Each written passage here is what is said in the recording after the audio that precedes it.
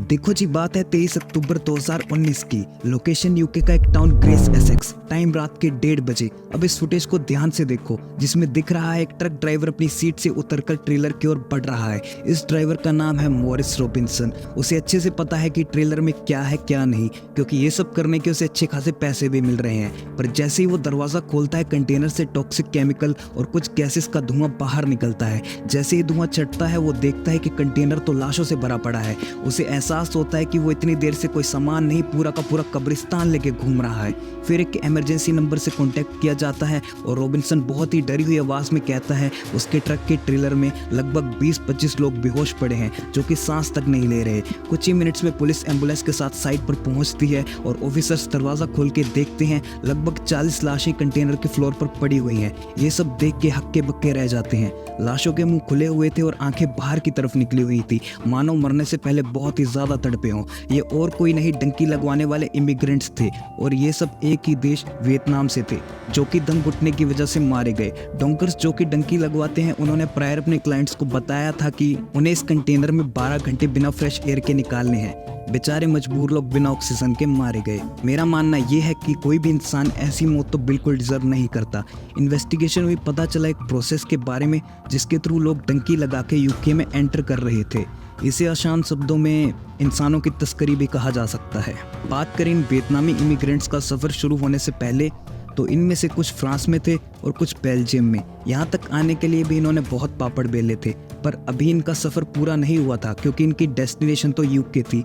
देखो, mostly cases में immigrants का प्राइमरी गोल अपनी इकोनॉमिक कंडीशन बेटर करना होता है, पर कुछ केसेस में लोग इसलिए भी अपना देश छोड़ देते हैं क्योंकि उनके खिलाफ डिस्क्रिमिनेशन या एट्रोसिटीज हो रही थी। ये भी कई बेस पे हो सकती है, फॉर एग्जांपल रिलीजन, जेंडर या पॉलिटिकल परसिक्यूशन एक्सेट्रा। और इस केस में किसी दूसरी कंट्री में असाइलम लेने के लिए ये तरीका चुनते हैं। फिर बाकी बात इमिग्रेशन जज के हाथ में। मैं आपको स्क्रीन पे कुछ पिक्चर्स दिखाना चाहूंगा जो कि बॉर्डर पुलिस ने कुछ व्हीकल्स का एक्सरे कर ली थी। मतलब आप ये देखो, लोग किस लेवल तक डेस्परेट हैं बाहर जाने के लिए, बेशक जान क्यों ना दांव पे लगती हो। अगर हम ज्योग्राफिकली देखें तो यूएसए का जो नॉर्थन बॉर्डर कनाडा से मिलता है, वहाँ पे टेम्परेचर -35-40 डिग्री होता है, यानी कि बहुत ज़्यादा ठंड। देखा जाए तो लगेगा कि साउथर्न बॉर्डर से एंटर करना ज़्यादा आसान है, पर नीचे मैक्सिको लाई करता है। यहाँ मुश्किलें और भी बढ़ जाती हैं, क्योंकि ना जाने कितने किलोमीटर्स जंगल और रेगिस्तान से गुजरना पड़ता है। और इसी बीच अगर ड्रग कार्टल्स और गुरिल्ला ग्रुप्स के हाथ लग गए तो वही खेल खत्म। यही मैं बताना चाहूँगा कि बॉलीवुड से डंकी, जिसमें कि SRK है, और बॉलीवुड से आजा मेक्सिको चलिए, जिसमें कि एमी विर्क है। आप इन दोनों मूवीज़ को देख सकते हैं, चीज़ें और भी बेटर क्लियर होगी। चलो, किसी तरीके से पहुंच भी गए तो बॉर्डर पुलिस के हाथ लगते ही डिपोर्ट कर दिए जाओगे, और साथ के साथ ही बैन भी कर दिया जाता है उस कंट्री के द्वारा। मतलब पैसा बर्बाद, और बच गए तो किस्मत। कई बार इस डिसीजन को आने में टाइम भी लग जाता है, जैसे कि कुछ साल, और बाद में डिसीजन क्या आता है, डिपोर्ट कर दो। देखो भाई, ये नेपाल या बांग्लादेश से इंडिया में एंट्री मारने जितना आसान बिल्कुल नहीं है।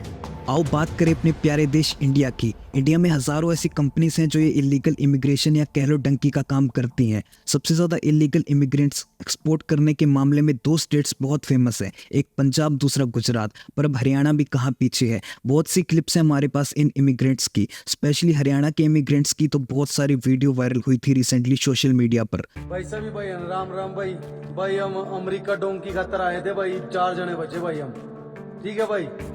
बात करें अपने देश के लोगों की, तो लोग अपनी जमीन, घर और अपनी लाइफ टाइम सेविंग्स दांव पे लगा के बाहर जाना बेहतर समझते हैं। और दूसरी ओर बात करें लोअर मिडिल क्लास की, तो इनके पास इतने रिसोर्सेज या क्वालिफिकेशन नहीं होती जिससे ये लीगली बाहर जा सकें। और ये एजेंट्स तो हैं ही बड़े बड़े सपने दिखाने के लिए, और बस यही ये लोग फंस जाते हैं। मोरओवर कुछ केसेस में पीयर प्रेशर और कुछ केसेस में फैमिली प्रेशर भी होता है कि फैमिली में से कोई ना कोई एक तो बाहर जरूर होना चाहिए। सब देखा देखी का खेल है। जाते जाते मैं यही कहूँगा कि खुद को इतना काबिल बना लो कि इन इलीगल वेज की कभी ज़रूरत ही ना पड़े। और हाँ, पहले जान है तो जहान है। Peace out.